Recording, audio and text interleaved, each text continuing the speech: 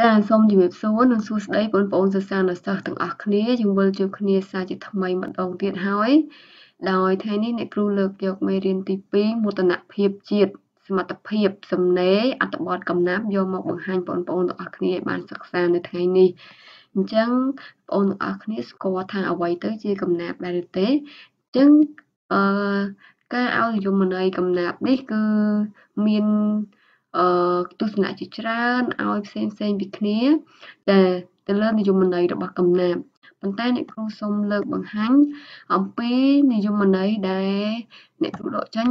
ស្រង់ចេញអំពីសៀវភៅសិល្បៈតែងកំណាព្យរបស់លោកពេជ្រទុំក្រវិលគាត់បានឲ្យនិយមន័យថាកំណាព្យគឺជាកម្រងពាក្យសម្ដីដែលមានការចាប់ចងជួនពីរោះរណ្ដំណៃណងមានឃ្លាមានល្បះនិងមានកម្រិតចំនួនព្យាង្គជាកំណត់ហើយចេញពីទឹកចិត្តរំភើបដែលធ្វើឲ្យអ្នកអានរំភើបជាមួយចានេះគឺជា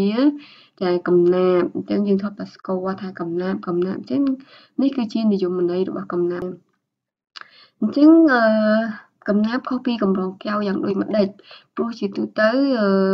បងប្អូនភាគច្រើនតែច្រឡំរវាងកំណាព្យនិងកម្រងកែវជាងភាពខុសគ្នាគឺកម្រងកែវគឺជាកម្រងពាក្យសម្ដីដែលមានការចាប់ចងជួនតាក់ទងពីរោះរណ្ដំណៃណងដែរប៉ុន្តែពុំមានតែកម្រិតឃ្លាឬក៏ល្បះឬក៏ចំនួនព្យាង្គកំណត់ណាមួយទេអញ្ចឹងបើនិយាយឲ្យខ្លីគឺកម្រងកែវវាមានចំណាប់ចងជួនដែរប៉ុន្តែវាអត់មានក្បួនខ្នាតអីត្រឹមត្រូវដូចកំណាព្យទេចាដែលផ្ទុយពីកំណាព្យមានចំណាប់ចងជួនហើយមានក្បួនមានរង្វាស់កាប់អីត្រឹមត្រូវណាអញ្ចឹងយើងក៏លើកមកឧទាហរណ៍មេឃប្រែស្រឡះពពកដេដាស់ប្រែជាសស្លឹកឈើប្រែពណ៌ខៀវស្រងាត់ត្រូវជំនោរកំដរបក់រវិចយ៉ាងរំលេចពន្លឺស្រយាភ្លឺផ្លេកដូចសវណ្ណបក្សីទាំងគូស្រែកច្រៀងឆ្លើយឆ្លងយ៉ាងរញៀវខ្ញៀវខ្ញាហោះហើរឆ្វាត់ឆ្វែងប្រឡាយលើវាហាលើព្រឹក្សាហាក់អបអរជូនពរខ្ញុំនិងនាងកំពុងធ្វើដំណើរតាមផ្លូវយ៉ាងសុខមនោរម្យចានេះគឺជាឧទាហរណ៍ដែលជាកម្រងកែវយើងភាគច្រើនគឺយើងប្រើនៅក្នុងប្រឡោមលោកអញ្ចឹងគឺយើងអាសាជួបកម្រងកែវណាចាអញ្ចឹងបន្ទាប់ពីយើងដឹងពីភាពខុសគ្នារវាងកំណាព្យនិងកម្រងកែវហើយអ្នកគ្រូសូមបង្ហាញអំពីប្រវត្តិខ្លះនៃកំណាព្យអញ្ចឹងកំណាព្យគឺតើតើនឹងប្រវត្តិរបស់កំណាព្យគឺចែកចេញជា3សម័យកាលគឺមុនសម័យអង្គរសម័យអង្គរនិងសម័យក្រោយអង្គរដែលនៅមុនសម័យអង្គរគឺគេរកឃើញចំនួន2បទគឺបទមេ4ចានិងបទបស្ចាវតរីឯសម័យអង្គរចាមានបទកកតេបទព្រហ្មកិត្តបទពំនោបន្ទោកៈបទភ្ជុងលីលានិងសម័យក្រោយអង្គរមានបទពាក្យ6បទពាក្យ7បទពាក្យ8បទពាក្យ9ពាក្យ10 11និង12ចាអញ្ចឹងនេះទាំងអស់នេះគឺយើងហៅថាកាបមូលដ្ឋានខ្មែរយើងទាំង14បទដែលបទនីមួយៗគឺមានចំណាប់ជួននិងរង្វាស់កាបផ្សេងគ្នាផងដែរចាអញ្ចឹងបន្ទាប់ពីយើងបានដឹងពីប្រវត្តិរបស់កំណាព្យមកហើយយើងចូលតទៅនឹងចំណុចទី3មួយទៀតគឺធាតុសំខាន់របស់កំណាព្យអញ្ចឹងដើម្បីបងប្អូនតែងកំណាព្យបានតែគឺបងប្អូនត្រូវដឹងពីធាតុសំខាន់របស់កំណាព្យអញ្ចឹងតើធាតុសំខាន់របស់វានឹងគឺមានអីខ្លះតែទី1ព្យាង្គអញ្ចឹងបងប្អូនស្គាល់ហើយព្យាង្គតែគឺជាសលេងមួយម៉ាត់នៅក្នុងកំណាព្យដែលយើងមិនលើឡើងហ្នឹងខុសពីពាក្យណាមួយពាក្យមួយអាចមាន1ព្យាង្គ2ព្យាង្គឬក៏3ព្យាង្គចាទី2 clear ចា clear គឺជាព្យាង្គច្រើនរួមគ្នាចាទី3របស់ឬក៏វគ្គអញ្ចឹងមានន័យថាជា clear ច្រើនរួមគ្នាដោយតែមានសញ្ញាខណ្ឌចាមក clear អាច2 clear 3 clear 4 clear អញ្ចឹងទៅខណ្ឌយើងហៅថាមួយវគ្គឬក៏ល្បះចាអញ្ចឹងយើងមើលសញ្ញាពងត្រីដែលអ្នកគ្រូបងលេខនៅក្នុងហ្នឹងលេខ1លេខ2លេខ3លេខ4លេខ5លេខ6លេខ7ហ្នឹងអញ្ចឹងមួយហ្នឹងយើងហៅថាព្យាង្គពេលដែលព្យាង្គច្រើនបញ្ចូលគ្នាយើងហៅថា clear តែអញ្ចឹងទាំងអស់មានប្រមាណ clear យើងមើល clear ទី1 clear ទី2 clearទី3 clearទី4ចាដែលទាំងអស់នេះ clear បញ្ចូលគ្នាទាំងអស់នេះយើងហៅថាល្បះឬក៏ក có vẽតែគ្រូជឿថាយល់ហើយអ្វីទៅជាងអ្វី clear អ្វីទៅរឿងហៅថាវគ្គឬក៏ល្បះមួយទៀតគឺចំណាប់ជួនចាចំណាប់ជួនយើងក៏បានសិក្សាមកហើយគឺជាចំណុចសំខាន់មួយនៅក្នុងកំណាព្យព្រោះកំណាព្យកាលណាពុំមានចំណាប់ជួនអីត្រឹមត្រូវគឺមិនមែនហៅថាកំណាព្យទេអញ្ចឹងស្អីទៅជួនចាជួនមានថាគឺជាកវីប្រើចាប់ជួនជាអ្នកប្រកបឬក៏ប្រកបដូចគ្នាអញ្ចឹងយើងមើលឧទាហរណ៍ពិតជួនជាមួយនឹងគិតដោយកវីរបស់យើងគាត់ប្រើជួនជាអ្នកប្រកបគឺអីចាតដូចគ្នាហើយចំណាប់ជួនគឺសូររបស់វាហ្នឹងគឺវាស្តៀងរលាគ្នាអត់ខុសគ្នាណារលាគ្នាដូចគិតពិតចាមួយទៀតតកតងនឹងរង្វាស់កាព្យអញ្ចឹងរង្វាស់កាព្យគឺប្អូនត្រូវដឹងដែរអំពីរង្វាស់កាព្យដើម្បីប្អូនតែងកំណាព្យមួយបានប្អូនត្រូវស្គាល់ពីរង្វាស់កាព្យហ្នឹងគឺជាចំនួនព្យាង្គនៅក្នុងឃ្លានិងចំនួនឃ្លានៅក្នុងវគ្គឬក៏ល្បះនីមួយៗអញ្ចឹងតើបទនីមួយៗហ្នឹងវាមានរង្វាស់កាព្យយ៉ាងម៉េចឧទាហរណ៍ពាក្យឧទាហរណ៍បទកតេរង្វាស់កាព្យដូចម្ដេចពាក្យ7យ៉ាងដូចម្ដេចអញ្ចឹងយើងមើលឧទាហរណ៍បទពាក្យ4មួយវគ្គមាន4ឃ្លាមួយឃ្លាមាន4ព្យាង្គបទកតេមួយវគ្គមាន7ឃ្លាមួយឃ្លាមាន4ព្យាង្គស្មើគ្នាអញ្ចឹងវាខុសគ្នាទៅតាមការបទនីមួយៗចំណុចមួយទៀតគឺចង្វាក់ក៏ជាផ្នែកមួយដែលយើងត្រូវដឹងផងដែរក្នុងការតែងកំណាព្យគឺយើងចង្វាក់នេះគឺសំដៅទៅលើការលើកដាក់សំឡេងដែលមានលក្ខណៈខុសគ្នាទៅតាមបទទៅតាមកំណាព្យនីមួយៗចានិងចុងក្រោយគឺបរិយាកាសអញ្ចឹងបរិយាកាសនេះគឺយើងត្រូវដឹងដែរថាបទដែលយើងតែងហ្នឹងយើងប្រើនៅក្នុងបរិយាកាសអីដើម្បីឲ្យយើងតែងហ្នឹងទៅគឺវាស៊ីឬក៏វាត្រូវជាមួយនឹងអត្ថន័យរបស់កំណាព្យរបស់យើងអញ្ចឹងឧទាហរណ៍បទពាក្យ7អញ្ចឹងបទពាក្យ7គឺយើងអាចតែងបានប្រើនៅក្នុងបរិយាកាសដូចជារៀបរាប់អំពីកំហឹងគ្រាវក្រោធការតស៊ូភាពអន្លង់អន្លោចការព្រាត់ប្រាសឬក៏ពេលខ្លះយើងអាចប្រើនៅក្នុងភាពសប្បាយរីករាយឬក៏សន្ទនារៀបរាប់ពីសម្រស់ធម្មជាតិជាដើមតែចឹងសរុបមកវិញភាពសំខាន់នៅក្នុងកំណាព្យតាម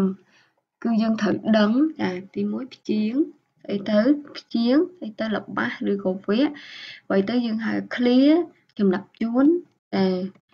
រង្វាស់កាព្យតែចង្វាក់ហើយនិងបរិយាកាសអញ្ចឹងយើងត្រូវដឹងពីចំណុចអស់ហ្នឹងដើម្បីយើងតែង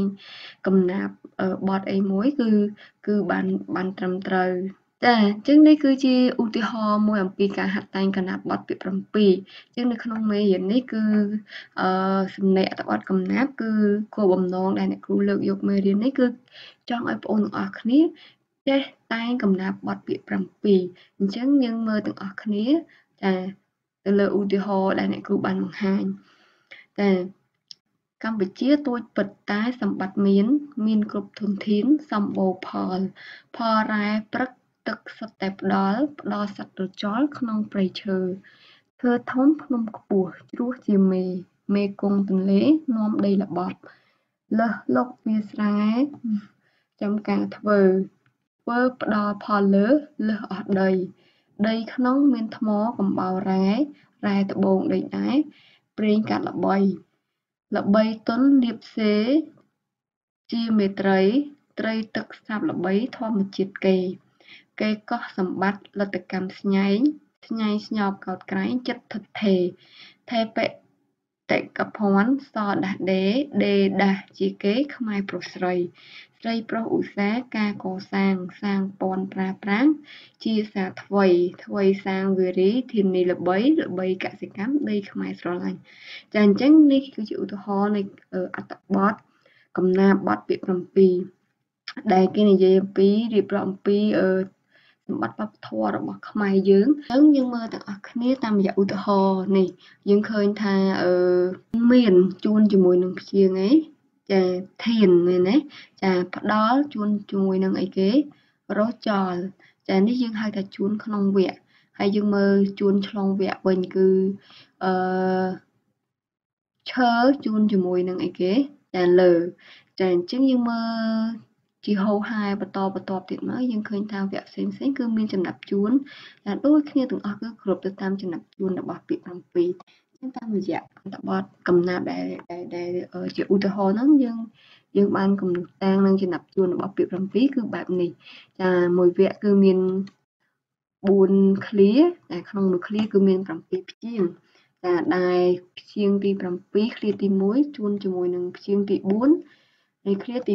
2ចាព្យាង្គទី7នៃឃ្លាទី3ជួនជាមួយនឹងព្យាង្គទី4នៃឃ្លាទី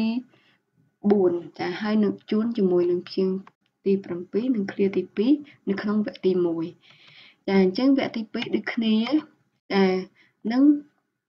ជួនឆ្លងវគ្គចាគឺព្យាង្គទី7ឃ្លាទី4វគ្គទី1ជួនជាមួយនឹង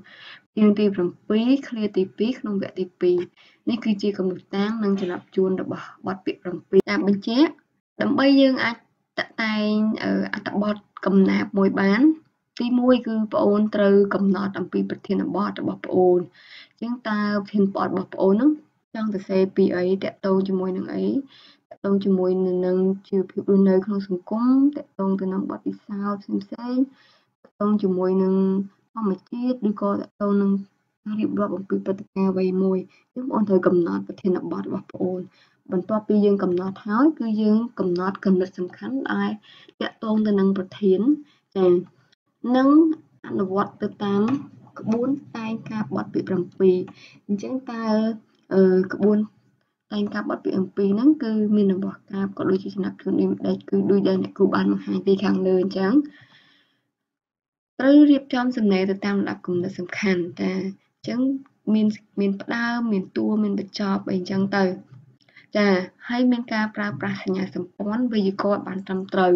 ចាការប្រើប្រាស់សញ្ញាសម្ព័ន្ធនេះដូចជាបងអូនត្រូវអីគេដក clear ជាពិសេសប្រើពាក្យឲ្យបានត្រឹមត្រូវនាមគុណនាមអីហ្នឹងចានិងចុងក្រោយគឺបងអូនត្រូវពិនិត្យកែលម្អទៅលើអក្ខរាវិរុទ្ធរបស់បងអូនឡើងវិញចាមានខុសខ្វះខាតឬក៏ត្រូវបំពេញកន្លែងណាបន្ថែមអញ្ចឹងបងអូនត្រូវពិនិត្យមើលឡើងវិញអញ្ចឹងសរុបមកវិញនេះវាគ្រាន់តែជាគំនិតបញ្ជាក់បន្ថែមដើម្បីជាផ្លូវក្នុងការដែលដល់ជាគំនិតដល់បងអូនទាំងអស់គ្នាតែងនៅអត្ថបទកំណាព្យចាប៉ុន្តែអ្វីដែលសំខាន់ដើម្បីបងអូនតែងកំណាព្យបានគឺបងអូនត្រូវស្គាល់អំពីធាតុសំខាន់របស់កំណាព្យដែលអ្នកគ្រូបង្ហាញខាងលើជាមុនជាពិសេសគឺរង្វាស់កាព្យនិងចំណាប់ជួនរបស់បទនីមួយៗហើយរៀនអ្នកគ្រូសូមបញ្ចប់ត្រឹមប៉ុណ្ណេះចាអរគុណសម្រាប់ការយកចិត្តទុកដាក់របស់បងប្អូនទាំងអស់គ្នាសង្ឃឹមថាបងប្អូនទាំងអស់គ្នានឹងចាប់បាននៅខ្លឹមសារមេរៀនដែលអ្នកគ្រូបង្ហាញនៅថ្ងៃនេះហើយបើមានចម្ងល់អ្វីបងប្អូនអាចតាក់ទងអ្នកគ្រូទៅតាមក្រុម Messenger ឬក៏ Telegram ជាដើមចាអរគុណ